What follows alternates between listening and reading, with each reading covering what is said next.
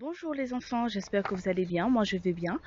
Et bien aujourd'hui je reviens pour une nouvelle histoire, ce sera l'histoire de la tour de Babel, d'accord? À savoir que c'est dans Genève 11, 1 à 9. Et il faut savoir que le point principal c'est que c'est seul Dieu qui est digne de notre adoration et de notre louange. Voilà. Est-ce que quelqu'un sait ce que signifie glorifier? Le mot glorifier. Vous pouvez faire cet exercice avec vos parents. Et bien actuellement, le mot glorifier, ça signifie tout simplement rendre hommage à quelqu'un. Que signifie glorifier Dieu pour vous?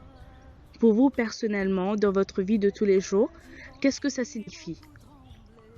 Et bien glorifier Dieu, c'est l'adorer, le louer pour tout ce qu'il a fait pour nous. Vous pouvez le faire avec des prières, éventuellement glorifier Dieu avec des prières ou des chansons de louange. Voilà.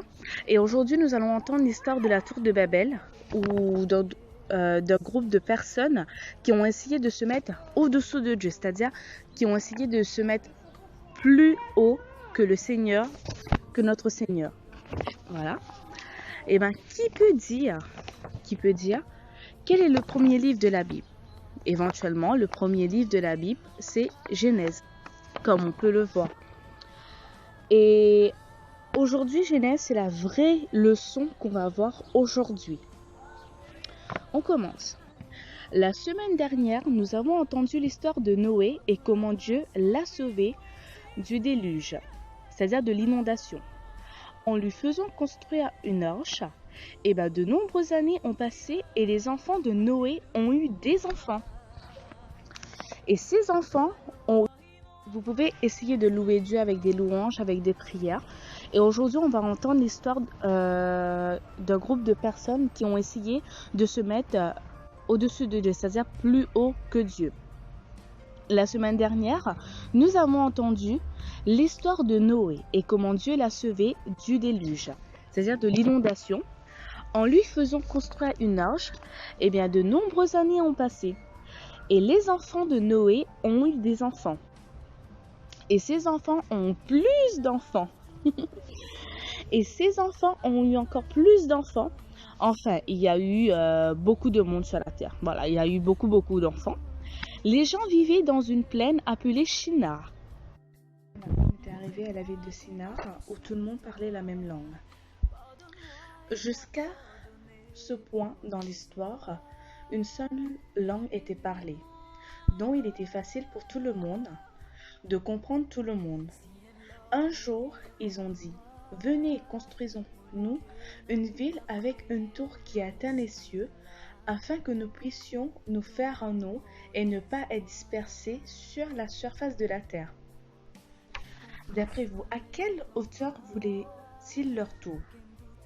Ils le voulaient à la hauteur des cieux. Malheureusement, à la hauteur des cieux, c'est impossible parce qu'à la hauteur des cieux, c'est Dieu, c'est le Seigneur. Pensez-vous que la construction de la tour était quelque chose qui glorifiait Dieu ou les gens?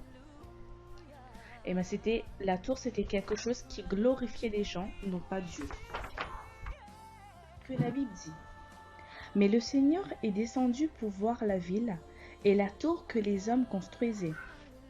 Dieu dit, si un peuple parlant la même langue commence à le faire, alors rien de ce qu'il a l'intention de faire ne lui sera impossible.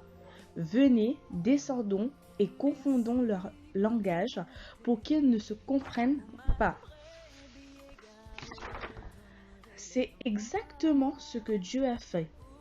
Tout à coup, tout le monde parlait une langue différente et ils n'avaient aucune idée de ce que quelqu'un d'autre disait. Pouvez-vous imaginer à quel point ce serait difficile de construire une tour sans pouvoir parler la même langue? Ce sera très difficile. Non seulement Dieu a confondu leur langage, mais il a aussi dispersé les gens sur toute la terre. Maintenant, il y avait des groupes de personnes dans différents endroits, partout dans le monde.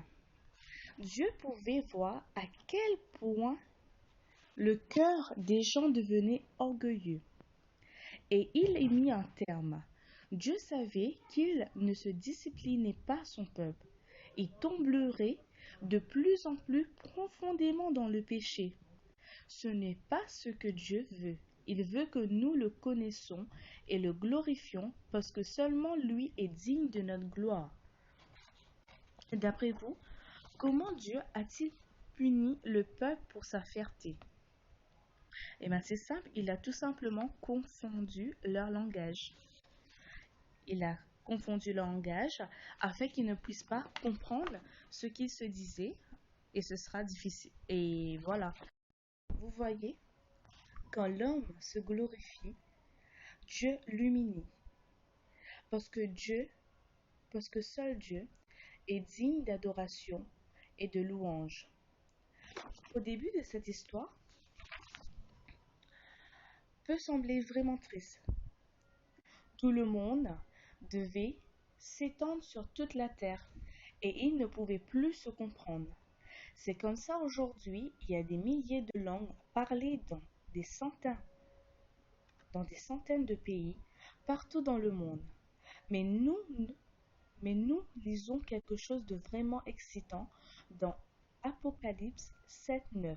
Dans ce verset, Jean, un des disciples de Jésus, voit une mission de ce à quoi ressemblera le ciel. Voici ce qu'il dit. J'ai regardé et il y avait devant moi une grande multitude que personne ne pouvait compter, de chaque nation, tribu, peuple et langue, debout devant le trône et devant l'agneau. Vous voyez, même si nous parlons toutes les langues différentes maintenant, il y aura des gens qui adorent Jésus dans le ciel, de partout dans le monde. Nous pourrions tous avoir l'air différents, mais nous adorions tous le même grand Dieu. Dans le ciel, allons-nous nous glorifier ou glorifier Dieu? Dans le ciel, ça c'est votre opinion personnellement. Mais je pense que dans le ciel, on va glorifier notre Seigneur. Parce que Dieu veut que nos vies sur terre, parce que Dieu veut que notre vie sur terre soit en quelque sorte comme une répétition pour le ciel. Il veut que nous l'adorions maintenant parce que c'est ce que nous ferons pour l'éternité. Que pouvons-nous apprendre de cette leçon cette semaine, les enfants? Je vous laisse réfléchir. Vous pouvez faire cette question avec vos parents. Mais les enfants, cette semaine, la leçon était que seul Dieu est digne de notre adoration et de notre louange. Nous devons le louer, nous devons l'aimer de toute notre force, de tout notre cœur et surtout avec notre foi. Parce que c'est la seule solution de nous guérir, de nous protéger. Cette semaine, j'ai prévu une petite prière pour terminer avec la leçon. Vous pouvez répéter. Cher Dieu, merci beaucoup pour notre leçon aujourd'hui. Merci de nous avoir donné un aperçu du paradis et comment un jour tous les gens éparpillés sur la terre se réuniront à nouveau autour de ton trône en t'adorant et en te rendant gloire à toi seul. Donne-nous des cœurs qui veulent t'adorer aujourd'hui et jusqu'à la fin de nos jours. Amen. Ce sera une petite prière pour vous le soir, tous les jours. Et demain, on va voir sur la bénédiction. Je vous dis merci et bonne soirée. Cette semaine, j'ai prévu une petite prière pour terminer avec la leçon. Vous pouvez répéter.